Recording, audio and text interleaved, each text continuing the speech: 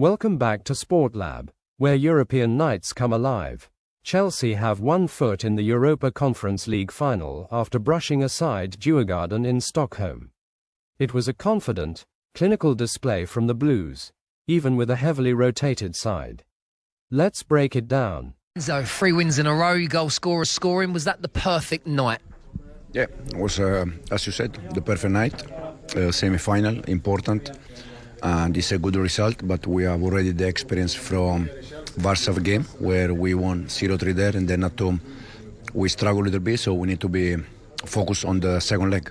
It looked like no grass, no problem. What were your thoughts on the performance? It looked like the first half was perfectly executed. Yeah, I think for 1 hour, 70 minutes, the performance was good, and then the last 20 minutes we dropped a little bit, probably because, 0-3, 0-4, but we cannot drop, we cannot relax, because otherwise it's complicated always. But I think we have done a good job. Now we need to finish the job at home. You also had the luxury of making big changes at half-time, 4 changes, great players coming on. Managing the minutes like that, how much does that help with your Premier League aspirations as well? We try to manage players. We know that, we need to protect players. We decide to start in one way and to finish in different way. I think works quite well. But as I said, now we have game in 2 days, in 3 days. We're going to arrive in London 4 o'clock, 5 o'clock in the morning, and we have game Sunday, so we need to recover energy. Yeah. How pleased was you to see Nicolas Jackson getting on the score sheet again tonight? Absolutely. But the 9 is, when they struggle to score and then they score, they are confident, they are better. So, Nico, you can see that now it's with the confidence. How much did you enjoy giving the European debut to Reggie Walsh, who came on and very nearly scored? Yeah, they just said to me that this season we gave 8 debuts, so that it's a good one. It's young, it's very good. He looks very good, but he needs to continue to work and learn and grow.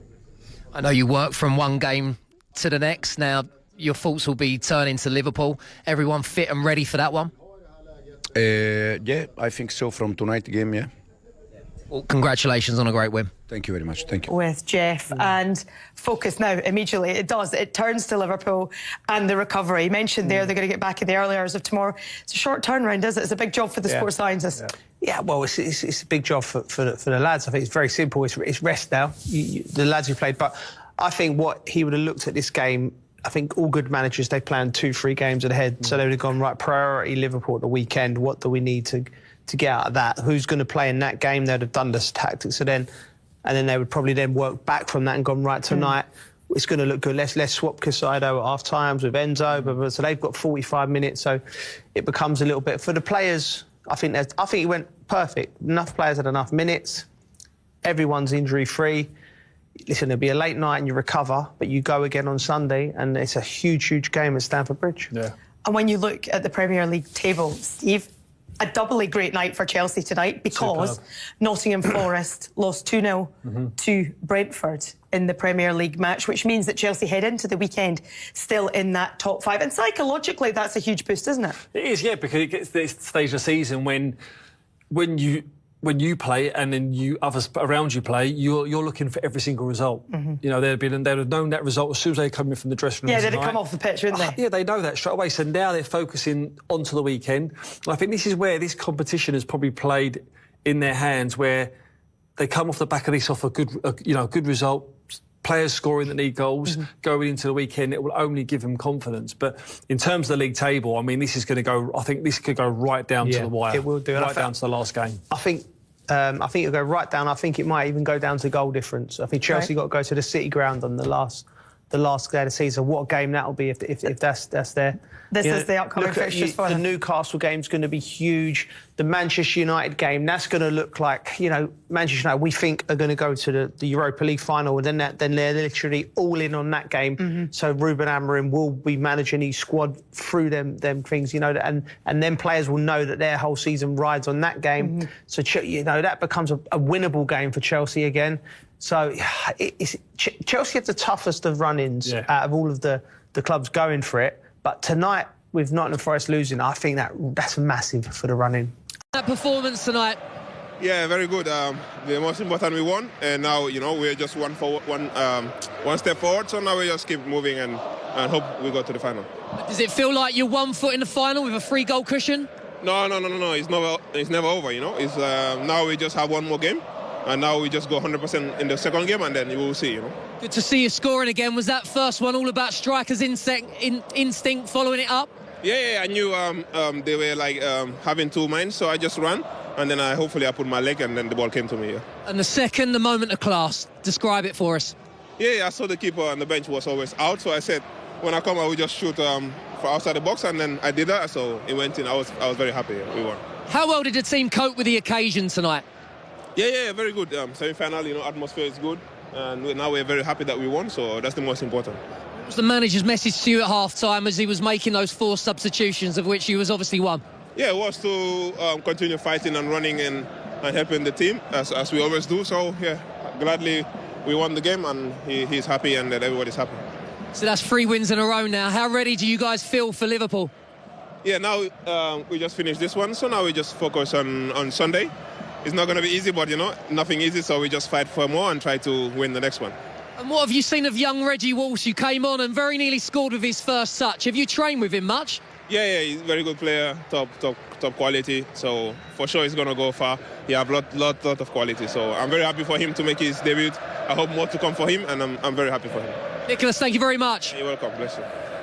Tonight, wasn't it? We spoke pre-match about the potential downfalls that Chelsea could face, whether it was the pitch or obviously against Djurgården. But what was the most pleasing element of that performance for you? Professionalism. I think this time of year is where you look at the energy in the team, and they looked like they was at it. They looked like it wasn't like there was nothing was a struggle. There was a little spell when after the gaffer had made the changes, which is understandable. Then they got going again, and I think they're more than 1 foot in the final. I think they're in the final, and barring an absolute I'll let miracle. you put your neck on the line. Yeah. I like to take risks. I like to take risks. No, they're in. It was a good performance, solid. Young players making their debut. Players like Jackson get, back amongst the goals at the weekend. So that's a good positive going into the weekend. Just really, really positive for Chelsea for the run-in. And obviously Nottingham Forest losing. Yeah, that's big news, isn't it? Big news in the Premier League as well. Big boost, big confidence, isn't it? Yeah. I think from the start, it was the intensity that they played at. It's very easy to try, with these games, to underestimate the opposition. I thought they got on the ball, they moved the ball well, they moved the ball with purpose, they're threading balls, dissecting their midfield. And that sort of set the tone for the game, and then that teed the goals up, which they fully deserved in the first half. Well, first half, they was outstanding. Yeah, and it took just 12 minutes before Chelsea were able to open the scoring. And it was Jadon Sancho who eventually put it in. But this is a lovely passage of play. That's a beautiful pass, and it's put to sleep there, and then he's found it at the back. Sancho touches inside, hits the target. What they say to you, get hold of the ball, hit the target. Djurgården does really well here because he makes a run with purpose. And it takes Danielson away, and Sancho, you won't have all that time in the world ever again in this level, in the semi-final of a European competition, just to pick your spot and tuck it away. Questionable defending, but shot on target shows you anything can happen. Shot on target. Danielson had a bit of a night, he'd forget, but fantastic with Sancho, and it's good. He's scoring goals and he's assisting goals coming to the back end of the season. Really good for Chelsea. Yeah, the next one here, Dewsbury Hall. Again, we said about the detail of the pass. I mean, that is just it's a decisive pass, weight of pass. And then Enzo, he knows what he's doing there. He's just taken one touch and literally just teeing it up for Madueke. I thought first half one absolutely run riot. The pace, his intensity, the way he was getting past the fullback, tucked it into the bottom corner, and just what they deserved. I thought he was absolutely outstanding. So Chelsea 2 goals up at half-time, and you have to say that was the least they deserved, wasn't it, to be have a 2-goal advantage at the break. Enzo Maresca then put on 4 substitutions, and when you can bring on the likes of Nicolas Jackson, Cole Palmer, Trevor Chalobah and Moises Caicedo, it gives you an idea of just how strong the opposition are. And Nicolas Jackson didn't need long at all, did he? No. He got his goal at the weekend, and here they go, a bit like buses. Again, it's a gift. I mean, he overruns it.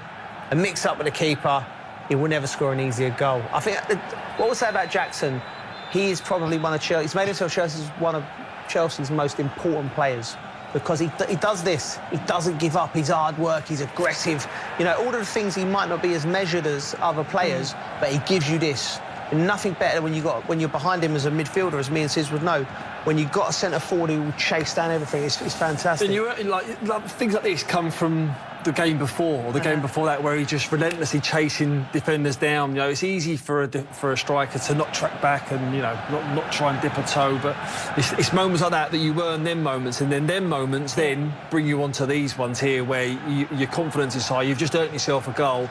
And amazing what he said in the first half. From the bench, he was watching the keeper. You see the keeper off his line. You see that where he was standing. So he knew as soon as that ball comes to him, he's even thinking now, look, the way he opened up his body, shifts it onto his left foot. He knows where he's going to put it. Great finish. And there is a man at the coming into fine form at the right time of the season. Instinctive as well, isn't it? A little bit like that goal at the weekend. Yeah. Again, I think he's a better finisher when he's instinctive. I think he's one of them. He'll develop and he'll improve, and he's got time on his side. But I've never had any problems with him with that type of goals where he's just shifting it and banging it, or at the weekend against Everton where he's dropped there and you knew he just had to get a good contact. What he needs to improve on is finishing from crosses, and also when he's got time and he has to slow himself down. But he can improve. Was there anything missing from this result? A Cole Palmer goal? Yeah. You know, 17, 18 games now. You know, it must be taking his toll on him, will it? Or is he quite a carefree personality, do you feel? You look at it and you're thinking he is a carefree personality. Nothing sort of phases him, you know, when in big games and moments. But you're watching that first half going, I can't wait to get on here. You know, if I get on here, I'm going to be getting a chance. And then it's just about, you know, he got into a few half chances, but it was just... Whether that was just that indecisiveness that where it's played on his mind, where it normally that instinct where he just chops one back and then puts it in the back of the net. And when you're full of confidence, isn't it? Yeah. That's exactly what it is. And by the way, it's probably the first time in his young career that he's had to experience this and go through it. All footballers, we all do. We all go through rough spells.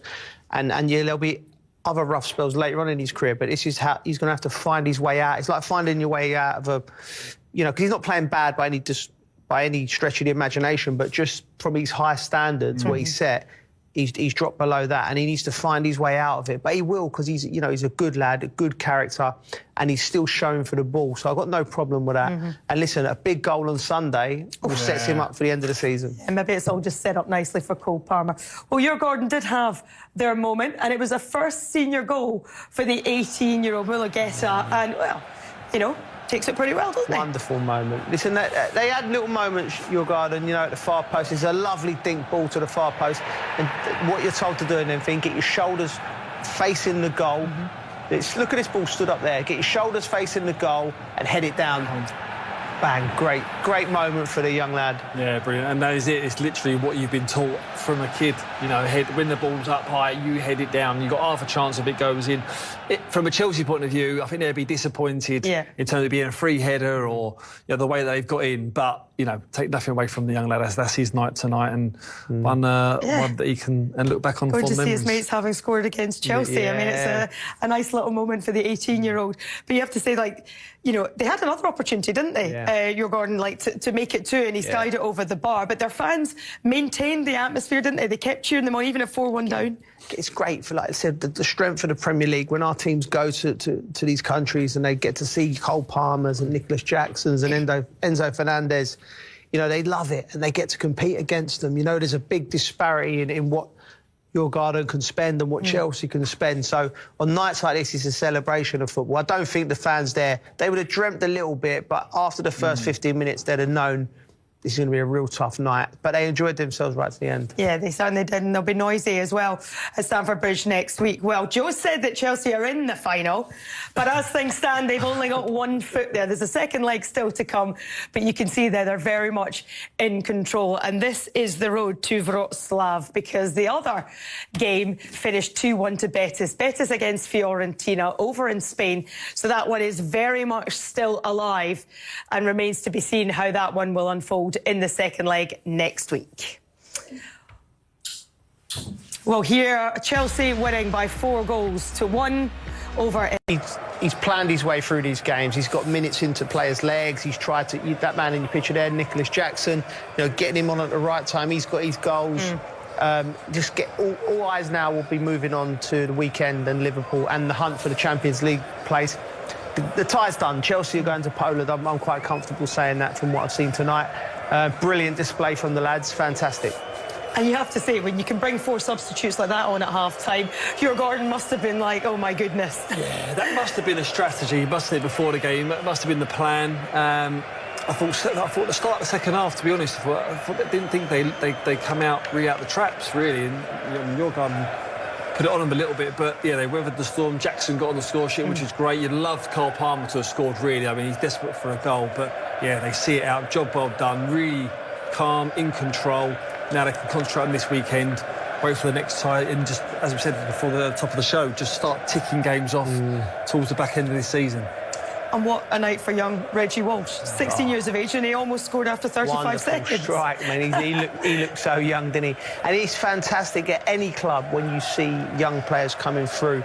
You know, Sid Zassani's born in 2008, which was scary, isn't it? It's really, really scary, And he is a lovely striker here, and he was unlucky. Yeah, you can see the stats there. Chelsea winning comprehensively and controlling pretty much everything in this. So a good day for the Chelsea fans who've made the journey out there. Always a good showing, isn't it, when Chelsea are away from home?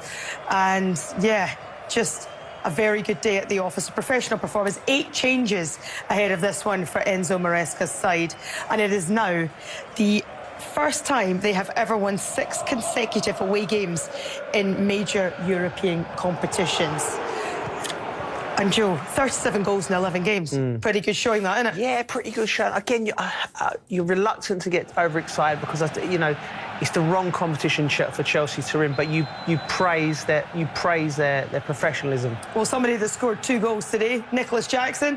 Let's hear from him. He's live with Jeff Brazier. The tone was set early. Jadon Sancho, back in the goals and making a statement, opened the scoring in the 12th minute. A delightful ball from Enzo Fernandez found him at the back post. Sancho chested it down and calmly slotted home, with a little help from Djurgården's Marcus Danielsson.